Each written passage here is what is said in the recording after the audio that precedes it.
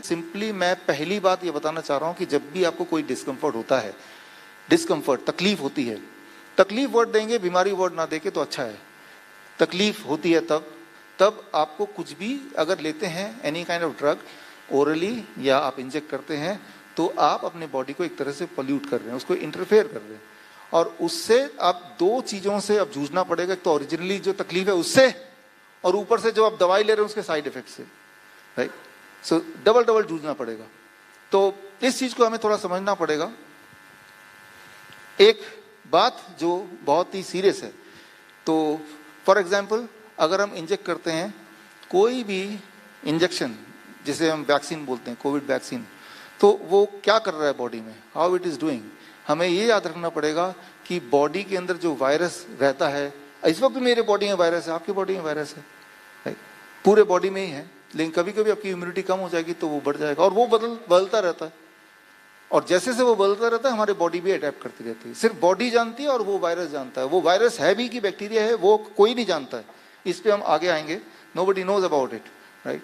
तो लेकिन उसके लिए अगर हम प्रिवेंटिवली कोई इंजेक्ट करेंगे तो हम इंटरफेयर कर रहे हैं बॉडी के साथ, और जब बॉडी के साथ इंटरफेयर करेंगे तो उसका तो जो नतीजा होता है, मैं ये देखता हूँ ज़्यादातर लोग बीमार होते हैं इसलिए नहीं कि कोई और लाइफस्टाइल प्रॉब्लम हो गई, कि वो थोड़ी सी दिक्कत थी और अब आपने वैक्सीन ले लिया। फॉर एग्जांपल अभी जो दुनिया में जो चल रहा है, सिर्फ एक ही एग्जांपल देके हम आगे बढ़ सकते हैं, एंड दैट इज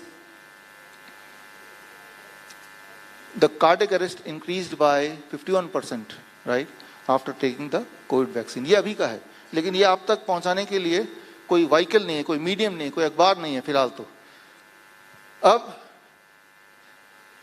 ये पूरा ड्रग, ये मैंने अभी तक बताया कि दवाई और वैक्सीन किस तरह से हमारे बॉडी में वो फिट नहीं बैठती है। तो एक एग्जांपल देके देन हम चलेंगे, तो फिट क्या बैठती है, करना क्या है। इसके लिए मेरे एक मित्र हैं, डॉक्टर फी नाम है उनका, वियतनाम में वो प्रोफेसर है मेडिकल कॉलेज में। तो वो जब पढ़ाते हैं तो किस तरह से पढ़ाते हैं वो मैं आपको थोड़ा सा एक नमूना दिखाना चाहता हूँ, तो आपको सब बात समझ आ जाएगी। वो मेडिकल कॉलेज में जो पढ़ाते हैं कुछ ऐसे पढ़ाते हैं कि ब्लड प्रेशर की एक दवाई है and the best medicine is diuretic, वो जो आपको पेशेंट को देना है। ये मेडिकल कॉलेज की क्लास मान लीजिए आप, 2 मिनट की क्लास, राइट। एंड क्लास कुछ ऐसे शुरू होती है कि आज हम पढ़ाने वाले हैं about the blood pressure medicine, and one of the medicine which can help you to reduce the blood pressure, that is diuretic. लेकिन जब आप डाययूरेटिक देंगे तो उसके कुछ साइड इफेक्ट तो होंगे ही। साइड इफेक्ट होगा, इरेक्टाइल डिसफंक्शन हो सकता है, इंपोर्टेंसी हो सकती है, एबनॉर्मल रिदम हो सकता है, पैल्पिटेशन हो सकता है, नॉजिया हो सकता है, वॉमिटिंग हो सकती है, हेडेक हो सकती है, डिजीनेस हो सकती है। लेकिन इसकी चिंता करने की जरूरत नहीं। अगर ऐसा कोई आता है पेशेंट बोल के कि मुझे तो इरेक्टाइल डिसफंक्शन इंपोर्टेंसी होगी, उसकी भी दवाई है हमारे पास, एंड दैट इज हम उसको वियाग्रा दे देंगे।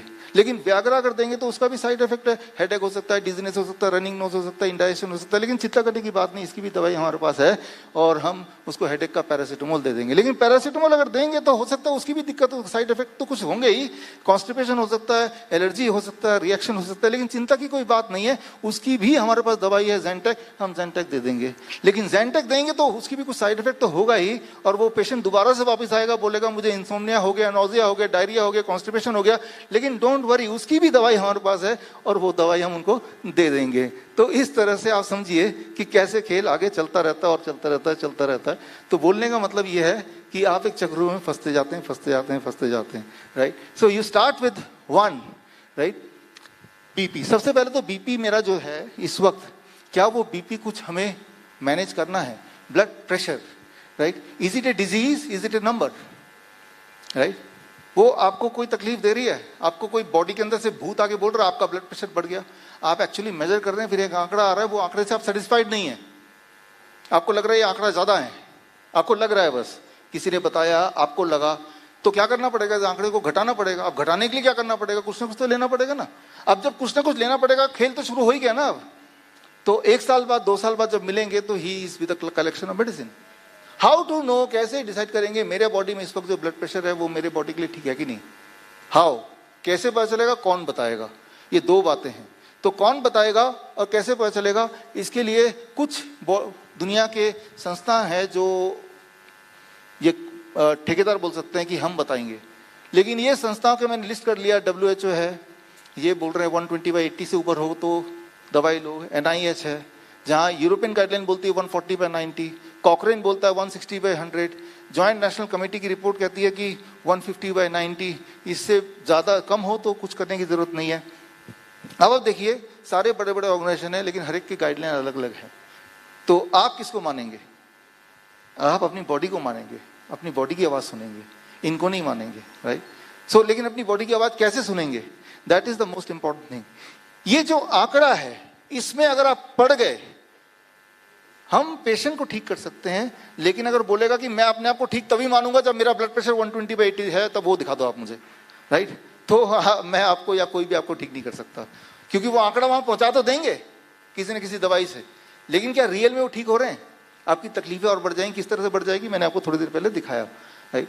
तो आंकड़े को अगर आप चेस करेंगे तो ठीक होना मुश्किल है, क्योंकि जो आंकड़ा आया है ये अपने आप में ही क्वेश्चनेबल आंकड़ा है, और ये वैरायटी ऑफ आंकड़ा है, कोई एक आंकड़ा नहीं, एक कंसिस्टेंस है नहीं, और ये भी बदलता रहता है, हमेशा बदलता रहता है।